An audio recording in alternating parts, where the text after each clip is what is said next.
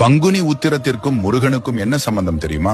மாதம் மாதம் வரும் உத்திரம் நட்சத்திரத்தை விட பங்குனி மாதத்தில் வரும் உத்திரம் நட்சத்திரம் மிகவும் சிறப்பு வாய்ந்தது. 12வது மாதமான பங்குனியும் 12வது நட்சத்திரமான உத்திரமும் இணையும் புனித நாள் பங்குனி உத்திரம். பங்குனி உத்திரம் முருகப்பெருமானுக்கு மிகவும் சிறப்பான திருநாளாகும். முருகப்பெருமானுக்கும் பங்குனி உத்திரத்திற்கும் ஒரு நெருங்கிய தொடர்பு உள்ளது. முருகனுக்கு 12 கரங்கள். இந்த 12 கரங்கள் கொண்டிருக்கக்கூடிய முருகனை 12வது மாதத்தில் வரக்கூடிய 12வது நட்சத்திரத்தில் வழிபடுவதுதான் மிகவும் சிறப்பான விஷயம். இதற்கு ஒரு வரலாற்று கதையும் கூறப்படுகிறது.